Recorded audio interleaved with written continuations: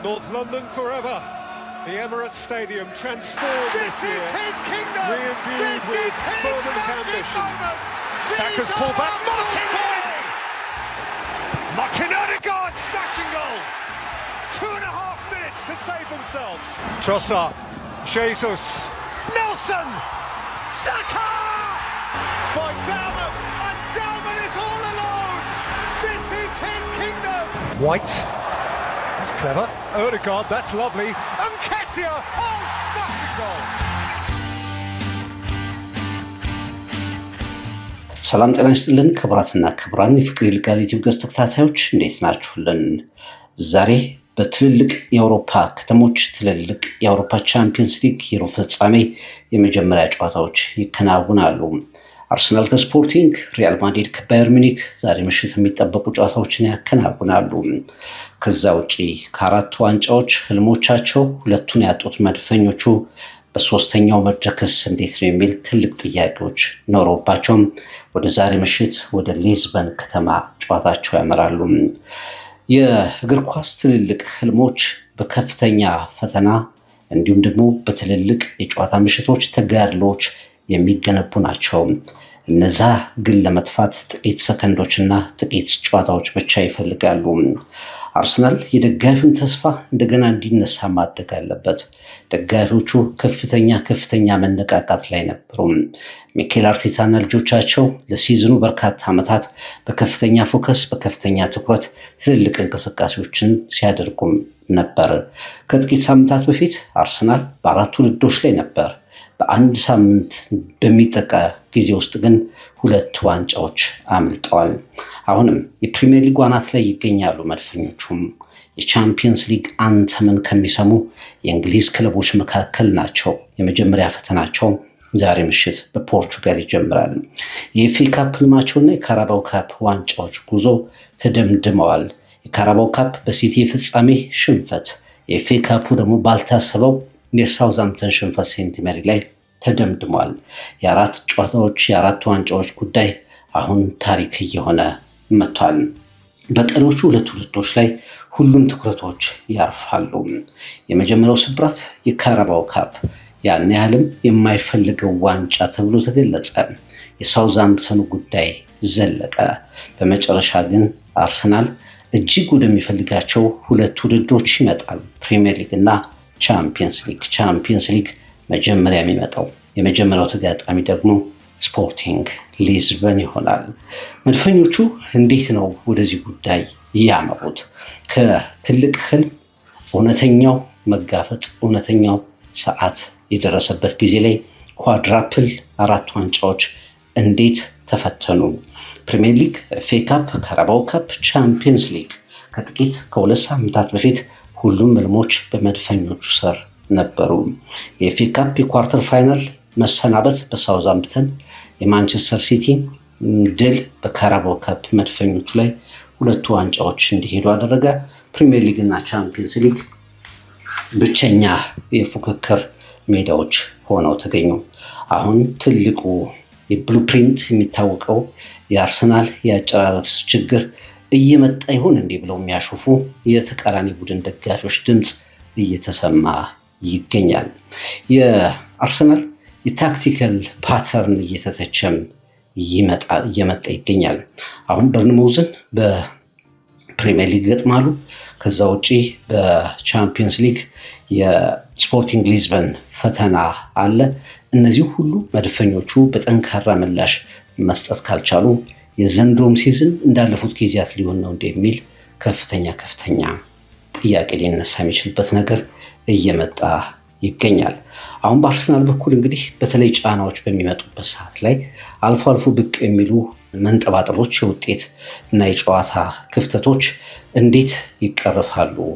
እነዚህስ ምን ያህል ዋጋ ያስከፍላሉ? የሚለው ዲስከሽን እንደገና ከኢንተርናሽናል ብሬክ በኋላ ጠንከር ብሎ የመጣበትን ነገር ተመልክተናል።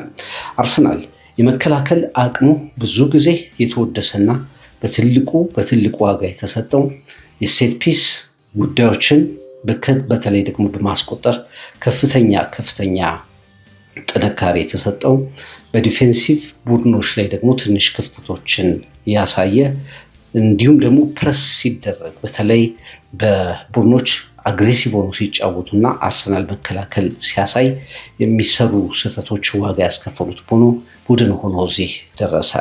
የሳውዛምፕተኑ ሽንፈት እንደ ትልቅ ማስጠንቀቂያ፣ እንደ ትልቅ የአደጋ መብራት የቆጠሩት ብዙዎች ናቸው። ሳውዛምፕተን አርሰናልን 2-1 በሆነ ውጤት ነው ያሸነፈው። እንግዲህ አርሰናል በሳውዛምፕተን ጨዋታ ላይ እንደተመለከት ነው የሳውዛምፕተን የአርሰናልን መከላከል በከፍተኛ ሁኔታ ተጭኖ ሲጫወት ተመለከት ነው። ቀጥተኛ ጨዋታ ነበራቸው። ወደኋላ ፈግፍገው ለመጫወት ፍላጎት አልነበራቸውም እና የመጀመሪያው ጎል ማርቲን ኦዴጋርድ በሰራው ስህተት ኢንተርሴፕት ተደርጎ ጎል ተቆጠረ። ስቱዋርት የመጀመሪያውን ጎል አስቆጠረ። በኋላ ተቀይሮ የገባው በእርግጥ ዮኬሬሽ መጀመር ነበረበት የሚሉ ጥያቄዎችም እየተነሱ ነበር። ነገር ግን የአርሰናል ትልቁ ዋንጫ ፕሪሚየር ሊግ እና ቻምፒየንስ ሊግ ስለሆኑ እንደ ሚኬል አርቴታ ውሳኔ ትክክል ነው የሚሉ ማስተያየት ሰጪዎች አሉ። ተቀይሮ ከገባበት ጊዜ ጀምሮ ዮኬሬሽ ትልቅ ኢምፓክት ፈጠረ። የአቻነት ጎል አስቆጠረ። በኋላ አርሰናል ማገገም በማይችልበት ሰዓት ላይ ግን ሺያ ቻርልስ ለሳውዛምፕተን ሁለተኛ ጎል አስቆጥሮ ሳውዛምፕተን አርሰናልን በሩብ ፍጻሜው በቀጥታ አሰናበተው። አርሰናልም ወደ ኤፍኤ ካፕ ግማሽ ፍጻሜ የመግባት እድሉ መነመነ ማለት ነው። በዛ ጨዋታ ላይ እንግዲህ የተመለከትነው የ16 ዓመቱ ማክስ ዶማን ከአርሰናል ፖዚቲቭ ነገሮች መካከል አንዱ ነበር ማለት ይቻላል። በጣም ጥሩ ሙከራዎችን አድርጓል። የሳውዛምፕተንን መከላከል ሲያስጨንቅ ነበር። እንግዲህ ሚኬል አርቴታ ይህንን ተጫዋች በቀሪ ውድድሮች ላይ እንዴት ኤፌክቲቭ በሆነ መንገድ ይጠቀምበታል የሚለው ትልቅ ጉዳይ ሆኗል። የሳውዛምፕተን ጨዋታ ሌላ ምልክት ስለ ሚኬል አርቴታ እየተናገረው ነው። በጫና ውስጥ የሚኬል አርቴታ ሊደርሺፕ ዓመቱ ሙሉ ሲተች የቆየ እንደነበር ይታወቃል። ዓመቱን ሙሉ ብዙ ሲባሉበት ነበር። በተለይ አርሰናል ሽንፈቶች ባጋጠሙት ቁጥር መሪውን በሚፈልግበት ሰዓት ሚኬል አርቴታ የለም የሚሉ አስተያየቶች ተሰጥተው ነበር። በእርግጥ ከሳውዛምፕተኑ ሽንፈት በኋላ አንድ ሰው ኃላፊነት መውሰድ ካለበት ያ ሰው ለሽንፈቱ ተጠያቂው እኔ ነኝ ማለቱ ይታወሳል። በሲዝኑ በጣም ምርጡና አስፈላጊው ጊዜ ላይ እንገኛለን። መረጋጋት አለብን፣ በጋራ መቆም አለብን።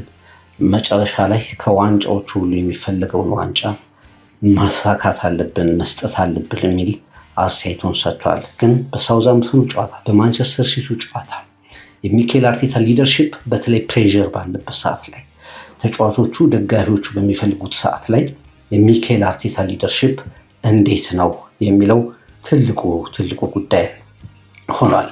አሁንም ትልቁ የአርሰናል የዋንጫ ፍላጎት በተደጋጋሚ አንስተኗል። በትሪቡን ስፖርት፣ በፍቅር ይልቃል ዩቲዩብ ገጽ ፕሮግራሞች ላይ በተደጋጋሚ አንስተኗል። የእንግሊዙ የፕሪሚየር ሊግ ዋንጫ ጉዳይ ነው። ከ22 ዓመታት በኋላ ከኢንቨንስብልስ ዘመን በኋላ የአርሰናል ደጋፊዎች ደጋግሞ የፈለጉት፣ ደጋግሞ ያዘኑበት፣ ደጋግሞ የተጸጸቱበት ዋንጫ ፕሪሚየር ሊጉ ላይ ነው። በዚህ በ9 ነጥብ ካናት ይገኛሉ። ሲቲ አንድ ተስተካካይ ጨዋታ አለ። በቻምፒየንስ ሊግ ኳርተር ፋይናል ላይ ደርሰዋል። ማንቸስተር ሲቲ በእጁ አንድ ጌም ይገኛል። ኢታድ ላይ ኤፕሪል 19 በኢታድ ስታዲየም አርሰናል ከማንቸስተር ሲቲ ጋር ይገናኛሉ። ከአንድ ጨዋታ ነጥብ መጣል አርሰናልን ወደ ከፍተኛ ጫና ውስጥ ይከተዋል እና ሚኬል አርቴታና አርሰናል ቶሎ ነገሮችን ፊክስ ማድረግ መቻል አለባቸው። አርሰናል ነገሮችን ማስተካከል አለበት። በተለይ በማንቸስተር ሲቲ ሃይ ፕሬሲንግ ሰዓት ላይ ቡድኑ እንዴት እንደተቸገረ ተመልክተነዋል። ማንቸስተር ሲቲ ሲጫን አርሰናል መውጫ ቀዳዳ ሲጠፋው ተመልክተናል። ሳውዛምፕተን ያንን ያደረገው እንደ ትንሽ ቡድን ወደኋላ አላፈገፈገም። ሳውዛምፕተን ጫና ባደረገ ቁጥር፣ ዳይሬክት አታክ ባደረገ ቁጥር፣ ትራንዚሽኖችን በተጠቀመ ቁጥር የአርሰናል መከላከል ክፍተቱ ከፍተኛ ሆኖ ታይቷል እና ሚኬል አርቴታ ቡድኑን በተለይ በሚጫኑ ቡድኖች ላይ ማሻሻል አለበት። ፕሬስ ሲደረግ አርሰናል መስተካከል አለበት። የማጥቃት ትራንዚሽኖችን ማቆም መቻል አለበት። ከዛ ውጭ አርሰናል ራሱ ፍጥነት፣ የኳስ ፍጥነቱን ማሻሻል አለበት። በጣም ስሎ ነው የአርሰናል የኳስ ሙቭመንት። በጣም በሚያስደነግጥ ሁኔታ ስሎ የሚሆንበት አጋጣሚ አለና በውሳኔ ሰጭነት ኳስን ወደ ተቃራኒ ክልል መስጠት፣ የማጥቃት ፔሪዶችን ማብዛት የመሳሰሉትን ነገሮች መውሰድ አለበት። ይህ ጫናዎችን የሚቀንስ ነገር ስለሆነ ከዛ ውጭ እንግዲህ በጣም ኪ የሚባሉ ተጫዋቾቹ ለምሳሌ በሳውዛምፕተኑ ጨዋታ ላይ ዴክላን ራይስ አልነበረም፣ ቡካዮ ሳካ አልነበረም። እነዚህ አይነት ተጫዋቾቹ ምን ያህል ጊዜ ይቆያሉ ወደ ፕሪሚየር ሊግና ቻምፒየንስ ሊግ ጨዋታዎች ለመምጣት የሚለው ትልቁ ጥያቄ ሆኗል እና አርሰናል አሁን የተጫዋቾቹ ላይ የሚታየው የታክቲክ ክሊር ያለመሆን ጉዳይ ሙሉ ለሙሉ ጥቃቶችን የሚከላከል ቡድን ሆኖ እንመለከተዋለን። አንዳንዴ ደግሞ በተጫዋቾች በራስ ላይ ያለ እምነት መላላት እናያለን። ከዛ ውጭ ደግሞ ኃይል ያጠረው በቃ የጨረሰ ኢንቴንሲቲ የማይፈጥር በተቃራኒ ላይ ራሱን ደግሞ ኢንቴንሲቲ ያላቸውን ቡድኖች መቋቋም የማይችል የመሆኑን ነገር ማሻሻል አለበት። ሚኬል አርቴታ የታክቲክ ፍሌክሲቢሊቲውን ተለዋጭነቱን በደንብ በእያንዳንዱ ጨዋታ ላይ ማሳየት አለበት። አንዳንድ ተጫዋቾች በደንብ መታየት አለባቸው፣ እድል ማግኘት አለባቸው። እንደ ማክስ ዱማን አይነት ተጫዋቾች እንግዲህ የአርሰናል ትልቁ ፈተና የሜንታል መረጋጋት የስነልቦና መረጋጋት እንደሆነ በተደጋጋሚ ይገለጻል። ሚኬል አርቴታ በመስተዋት ውስጥ ራሳችንን እንመለከታለን። እናም የወደቅንባቸውን አጋጣሚዎች ሳይሆን ያሉንን እድሎች አጠናክረን እንጨርሳለን የሚል አስተያየቱን ሰጥቷል። ይሄ ሜዳ ውስጥ እንዲታይ ይፈልጋል። ኢሚዲየት የሆነው ቻሌንጅ ወዲያውኑ የሚመጣው ፈተና እንግዲህ በአውሮፓ ቻምፒየንስ ሊግ ሊዝበን ላይ ከስፖርቲንግ ሊዝበን ጋር የሚደረገው ጨዋታ ይሆናል። በርካቶች አርሰናል በዚህ ጨዋታ ላይ አግሬሲቭ ሆኖ እንዲያጠቃ ይፈልጋሉ። እንደ ሊቨርኩሰኑ አይነት የጨዋታ ስልት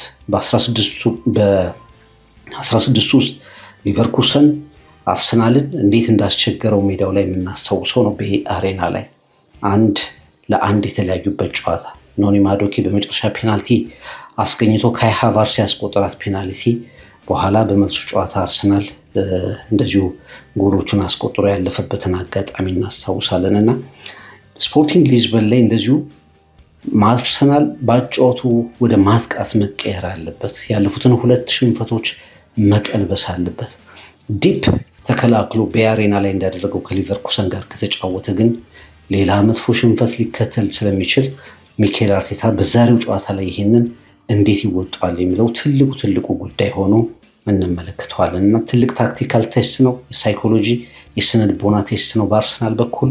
ይህንን ጨዋታ በተለየ ጉጉት መድፈኞቹ ይጠብቃሉ። የአርሰናል ሲዝን እስካሁን እንግዲህ ባለው ሁኔታ በጥሩ ሁኔታ ላይ ይገኛል ብሎ ማሰብ ይቻላል። እውነት ለመናገር 4 ዋንጫዎችን ትልልቅ በጣም ሰክሰስፉል የሆኑ ቡድኖች እንኳ ማሳካት ከብዷቸው ነበር። አርሰናል አሁን ባለው ሁኔታ የመጀመሪያ ምርጫው ፕሪሚየር ሊግ ነው። ሁለተኛ ምርጫው ቻምፒየንስ ሊግ ነው። ከዛ በኋላ ሌሎቹ ዋንጫዎች ቢመጡ ብዙ መጥፎ አልነበረም እና ቢያንስ ከአንደኛው ፕራዮሪቲ ከሁለተኛው ፕራዮሪቲ ያልወጣም ቡድን ነው። ህልሞቹ ገና አልተጨናገፉም። ግን እነዛ ከ2 ሳምንት በፊት ሲወሩ የነበሩ ኳድራፕል የሚባሉ ነገሮች እየተጠናቀቁ መጥተዋል። ሰፊ ድሎቹ ጠበዋል። የዋንጫ ቀድሞ በዋንጫ ነገሮችን ለመጀመር ለማሟሸት የነበረው አጋጣሚ አመልጧል። ስለዚህ አርሰናል ምን ያህል ይጸናል፣ ምን ያህል ነገሮችን ይቀይራል፣ ምን ያህል ሴት ባኮችን ወይም እንቅፋቶችን ያልፋል የሚለው ነገር የሚታይበት እውነተኛው ቁርጡ ሰዓት ደርሷል። ትልልቅ ቡድኖች ሁሉም ነገር ልክ በሆነበት ሰዓት አይደለም የሚፈተኑት። ትልልቅ ኮከቦች ሁሉም ነገር በጣም ትክክል በሆነበት ሰዓት ብቻ የሚታዩ አይደሉም። አንዳንድ ጊዜ ትልልቅ ኮከቦች ነገሮች አጣብቂኝ ውስጥ በገቡበት ሰዓት የሚወጡበት መንገድ ነው። አርሰናሎች ይህንን ደጋግመው አድርገዋል። ከማንቸስተር ሽንፈት፣ ከአስቶን ቪላ ሽንፈት፣ ከሌሎችም የጨዋታ ሽንፈቶች፣ ከብሬንትፎርድ ከወልቭስ ጋር ከነበሩ የጨዋታ አጋጣሚዎች፣ በቻምፒየንስ ሊግ ከሊቨርኩሰን ጋር ከነበረው ፈተና አርሰናል ሪስፖንድ አድርጓል። ከአስቶን ቪላ ጋር ከነበረው ሽንፈት አርሰናል በተደጋጋሚ ሪስፖንድ አድርጓል እና ይሄኛው ግን ከሁሉም ሰዓት የበለጠው ይሄኛው ሰዓት መድፈኞቹ በፍጹም ነጥብ መጣል የሌለባቸው ሰዓት ነው። በፍጹም ሩጫቸው መዛነፍ የሌለበት ሰዓት ነው እና በዚህ ትልቅ አጋጣሚ አርሰናል የሚታይበት ጉዳይ ይሆናል ማለት ነው። የሳውዛምፕተኑ ሽንፈት እንግዲህ ሂስቶሪክ የነበረውን የኳድራፕል ጉዞ መጠናቀቁን አብስሯል። የካራባኦ ካፕ፣ የኤፍኤ ካፕ ድሎች አምርጠዋል። ፕሪሚየር ሊግ እና የቻምፒየንስ ሊግ ዕጣ ፈንታዎች እየመጡ ይገኛሉ። በሴንት ሜሪ ስታዲየም የተመዘገበው ሽንፈት ለአርሰናል ትልቅ ቀይ መብራት ተደርጎ ተቆጥሯል። የሳውዛምፕተን ተጫዋቾች በጀግንነት በኢንቴንሲቲ በቀጥታ ሲጫወቱ አርሰናል በመከላከሉ ረገድ ሙሉ 90 ደቂቃውን የሚቸገር ቡድን ተመልክተነዋል። ትራንዚሽኖችን መቆጣጠር የማይችል ቡድን ሆኖ አይተነዋል። ከዛ ውጭ እንግዲህ የጋብሪኤል ማጋሌሽ ጉዳትም ትልቁ አሳሳቢ ጉዳይ እንደነበር ተመልክተናል። ያለ ማጋሌሽ አርሰናል የመከላከል መስመር ትልቅ አደጋ ውስጥ የሚወድቅ ሆኖ ተመልክተነዋል። በጨዋታው ላይ 23 ሙከራዎች አርሰናል ነበሩት፣ 8 ነው ሳውዛምፕተን ያደረገው። ግን በሪያሊቲ አርሰናል የተሻለ ጎል ማግባት ነበረበት ከሾቶቹ ብዛት አንጻር። ጨዋታው ሲጠናቀቅ በጎሎች ግን ትልቁ ውጤት የሳውዛምፕተን ሆኗል ማለት ነው።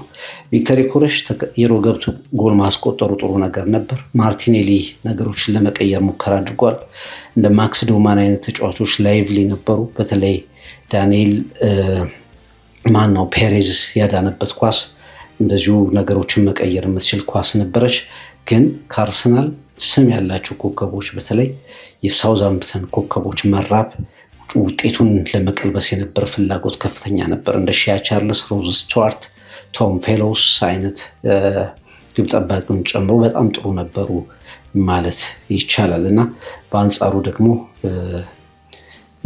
በአርሰናል በኩል በርካታ ተጫዋቾች በተለይ መከላከሉ ላይ በጣም በፖዚሽኒንግ ደረጃ ደካማ ነበሩ። ፖር ፖዚሽኒንግ ነበር፣ ስህተቶች ይሰሩ ነበር፣ ብዙ ሾቶች ነበሩ፣ ግን ኳሊቲያቸው በጣም የወረደ ነበር።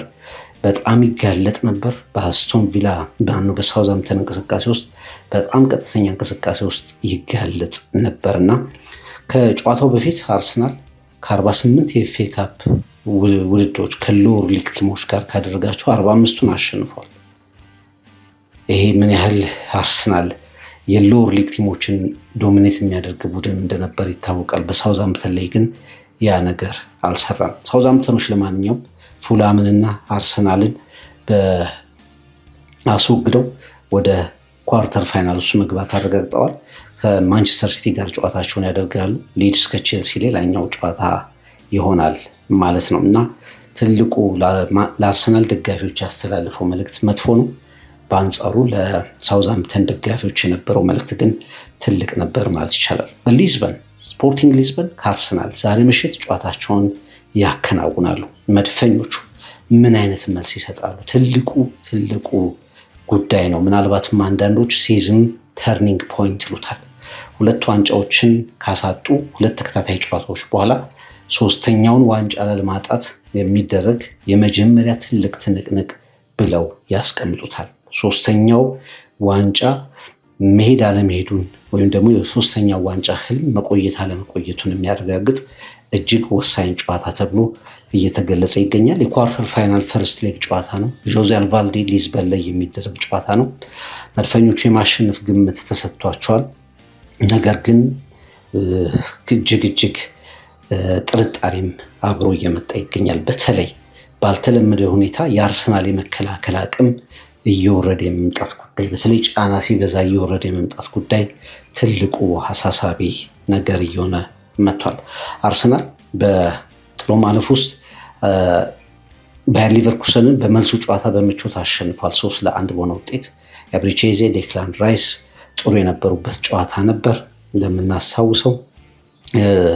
በአንጻሩ ስፖርቲንግም እንደዚሁ እየተነቃቃ የመጣ ቡድን ነው። በቦዶ ግሊምት 3-0 ተሸንፎ ሁለተኛውን ሌግ 5-0 አሸንፎ ነገሮችን የቀለበሰ በታሪክም 5ኛው ቡድን ነው። በ3 ጎል የመጀመሪያውን ውድድር ተሸንፎ ሁለተኛው የመልስ ጨዋታ ላይ 5 ጎል አስቆጥሮ የቀለበሰ የ3 ጎል አድቫንቴጅን የቀለበሰ 5ኛው የአውሮፓ ቡድን ነው።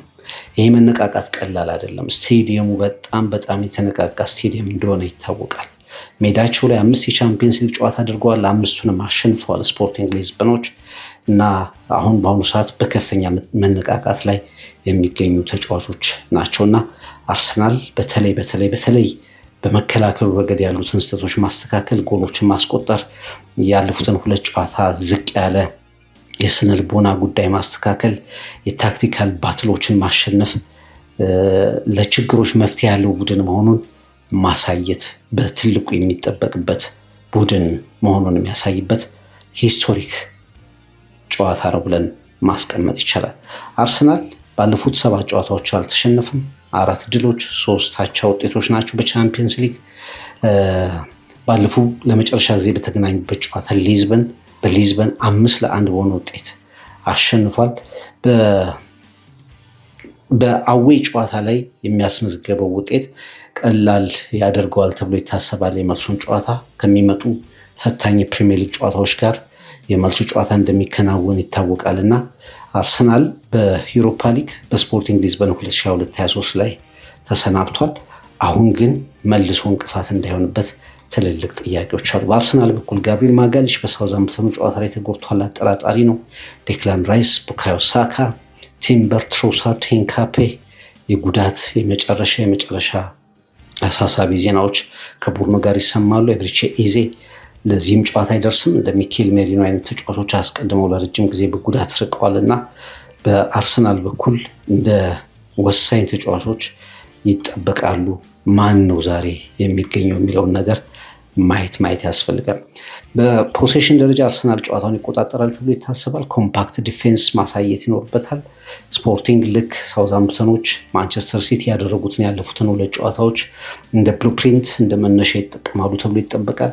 ትራንዚሽኖች፣ እንደዚሁም ጫናዎች፣ ፕሬሲንግ ሊያደርጉ እንደሚችሉ መገመት ይቻላል። ግን ስቲል አርሰናል የተሻለው ቡድን ሆኖ ለመውጣት በበርካቶች በደጋፊዎቹ ዘንድ በተለየ ሁኔታ ይጠበቃል። በጆዜ አልቫልዴ ምሽቱን አርሰናል ከባየር ሚኒክ ሌላኛው ወሳኝ ጨዋታ። የዕለቱ ምናልባትም የሳምንቱ የኳርተር ፋይናል ትልቁ ጨዋታ ሪያል ማድሪድ ከባየር ሚኒክ ጋር የሚያደርጉት ጨዋታ ነው። እንግዲህ ሪያል ማድሪድ ሁለቱም ቡድኖች ማለት ይቻላል 2 ጃይንቶች ናቸው። በአውሮፓ ውስጥ ደጋግሞ ቻምፒየንስ ሊግን ያነሱ እጅግ ወሳኝ ታሪክ ያላቸው በቻምፒየንስ ሊግ ወሳኝ ታሪክ ያላቸው ናቸው። ባየር ሚኒክ የዘንድሮ ተመራጭ ቡድን ነው። ቻምፒየንስ ሊግን ለማንሳት በርካቶች በቁጥር አንድነት እየጠሩት እያስቀመጡት የሚገኝ ቡድን ነው። ባየር ሚኒክ ማድሪድ መሆኑን በማንቸስተር ሲቲ ላይ ባሳየው የበላይነት ተመልክተነዋል። በኳርተር ፋይናል ደረጃ ባየር ሚኒክ 24 ጊዜ ቀርቧል። ሪያል ማድሪድ 22 ጊዜ ቀርበዋል። በአውሮፓ ቻምፒየንስ ሊግ ሪያል ማድሪድ 309 ድሎች አሉት። ባየር ሚኒክ 248 ድሎች አሉት። እነዚህ ናቸው በአውሮፓ በቻምፒየንስ ሊግ ምሽቶች ላይ ብዙ ጨዋታዎችን ያሸነፉ 2 ክለቦች። ሪያል ማድሪድ 309፣ ባየር ሚኒክ 248 የማሸነፍ ታሪክ ንጻሬ ያላቸው የመጀመሪያዎቹ ምርጥ ክለቦች የሚገናኙበት ትልቁ ጨዋታ ነው። አንደኛው ቡድን ሚስተር ቻምፒየንስ ሊግ ነው። በዶሜስቲክ ውድድር ማድሪድ በሳምንቱ ተሸንፏል። በማዮርካ እንደምታውቁት የላሊጋውን ጉዳይ አስረክቧል ብሎ ማሰብ ይቻላል። በተለይ ባርሴሎና አትሌቲኮ ማድሪድን በማሸነፉ የተነሳ ነገሮች ተጠናቋል። በላሊጋው ማድሪድ ሲዝኑን የሚያድንበት ትልቁ ጨዋታ ይሆናል ማለት ነው። ማንቸስተር ሲቲን 5-1 በአግሪጌት አሸንፈው ነው እዚህ የደረሱት። አልቫሮ አርቤሎ በላሊጋው ባይቀናው በቻምፒየንስ ሊጉ 4ቱንም የኖካውት ጌሞች በተለያዩ ጨዋታዎች ላይ አሸንፏል። ባየር ሚኒክ በአንጻሩ አታላንታን 10 ጎል አስቆጥሮ ነው ያሸነፈው፣ 10-2። በአሁኑ ሰዓት በቻምፒየንስ ሊጉ በጣም ዶሚናንት የማጥቃት እንቅስቃሴ ከሚያሳዩ ቡድኖች ሚዩኒክ አንዱና ቀዳሚው ነው ብለን ማሰብ ይቻላል። ሪያል ማድሪድ እንግዲህ በላሊጋ 2-1 ተሸንፏል። 7 ነጥቦች ከባርሰሎና ወደኋላ ተንደርድሯል። በአውሮፓ ያለውን እድሉን ግን እንዴት ይጠቀማል የሚለውን ነገር ማየት ነው። ምክንያቱም ይህ ቡድን ወደ አውሮፓ ሲመጣ ጎል አስቆጣሪ ቡድን ነው። በ10 ጨዋታዎች 32 ጎሎችን ካስቆጠረው ባየር ሚኒክ በጣም አስፈሪ ከሆነው አጥቂ ጋር የሚፋለም ቡድን ነው ሪያል ማድሪድ። ለዚህ ምን ምላሽ ይኖረዋል የሚለውን የምናይበት ጨዋታ ነው። አልቫሮ አርቤሎ እንግዲህ ከሃንሲ ፍሊክ ከሉዊስ ኤንሪኬ በኋላ የአውሮፓ ቻምፒየንስ ሊግ ጨዋታዎችን የኖካውት ጨዋታዎችን ደጋግሞ ብዙ ጊዜ በማሸነፍ ስሙን በትልቁ የሚያሰፍርበት አጋጣሚ ሊሆንለት ይችላል። ነገር ግን ይህን የጎል ማሽን የሆነውን የባየር ሳይድ በቫይንሰንት ኮምፓኒ የሚመራውን የባየርን ሳይድ እንዴት ይቋቋመዋል የሚለው ትልቁ ጉዳይ ነው። ኬሊያን ምባፔ የማድሪድ ሁሉም ነገር ነው። 13 ጎሎችን በቻምፒየንስ ሊግ በ9 ጨዋታዎች ላይ ያስቆጥሯል። በየ56 ደቂቃው አንዳንድ ጎሎችን ያስቆጥራል። ሃላንድ ብቻ ከሱ የተሻለ ጎል የማስቆጠር ኤፊሽንሲ ወይም ብቃት አለው ብለን ማስቀመጥ ይቻላል። በባየር ሚኒክ በኩል ሃሪኬን ይጠበቃል። 2025-26 ከገባ በኋላ በቻምፒየንስ ሊግ 10 ጎሎች አሉት። በ2024-25 11 ጎሎች ነበሩት። የመጀመሪያው እንግሊዝ ፕሪሚየር ሊግ የእንግሊዛዊ ተጫዋች ነው በሁለት ተከታታይ ሲዝኖች ከ10 በላይ ጎሎችን ከመረብ ያሳረፈ በአጠቃላይ ለባየር ሚኒክ በ34 ጨዋታዎች 29 ጎሎችን ከመረብ አሰርፏል። በዚህ ውድድር ሪያል ማድሪድ ትልቅ ጌም ኤክስፒሪየንስ አላቸው። ይሄ ነው ሀብቱ የሪያል ማድሪድ። ወደ ቻምፒየንስ ሊግ ሲመጣ፣ ወደ እንዲህ አይነት ጌሞች ሲመጣ ተጋጣሚዎቹ ናቸው ዝቅ የሚሉለት። ማድሪድ ቢግ ጌም ኤክስፒሪየንስ ትልቁ ሀብቱ ሆኖ የሚከናወን ጨዋታ ነው። ጨራሽነት ኬሊያን ምባፔ ክሊኒካል ፊኒሸር ነው።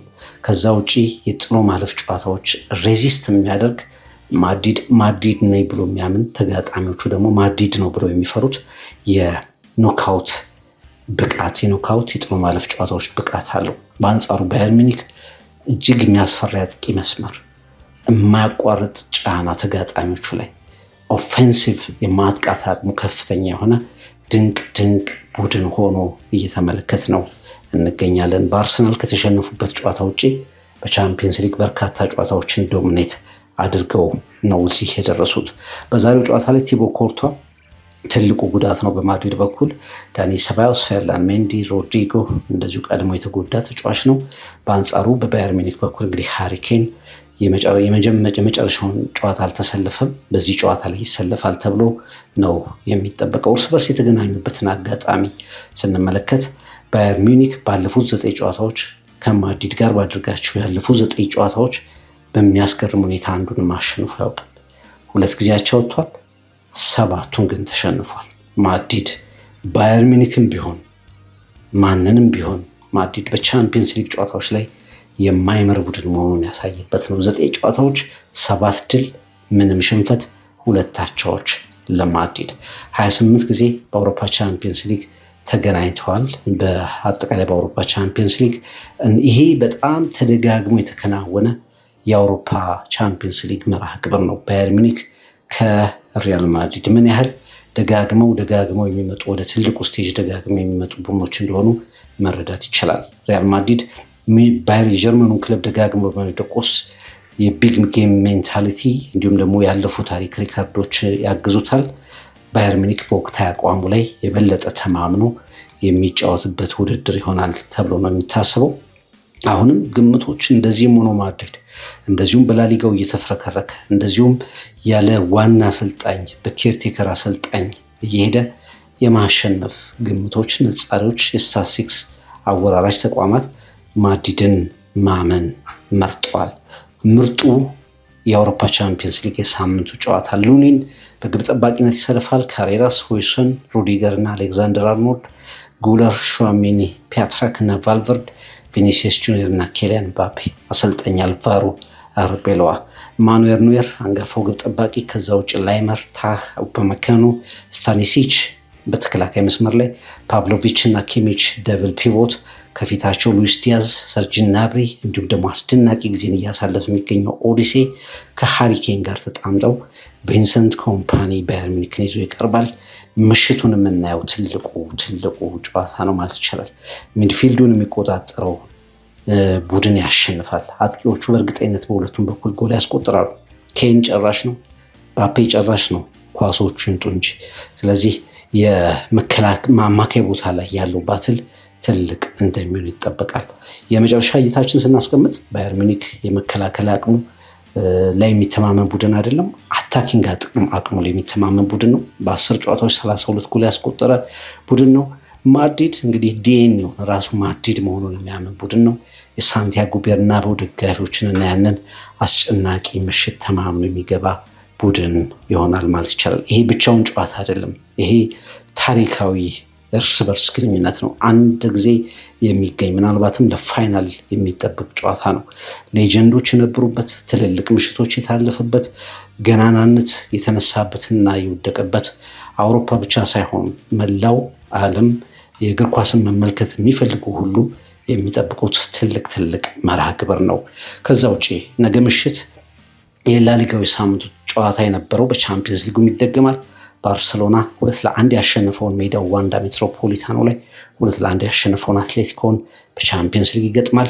ሊቨርፑል ከፓሪስ ሰን ዠርመ ይገናኛሉ። የነገ ጨዋታዎችን ደግሞ በሌላ ፕሮግራም እንመለከታቸዋለን።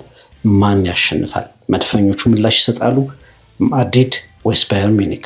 ወይስ የመድፈኞቹ ፈተና ይቀጥላል? ነገስ ባርሰሎና ወይስ አትሌቲኮ?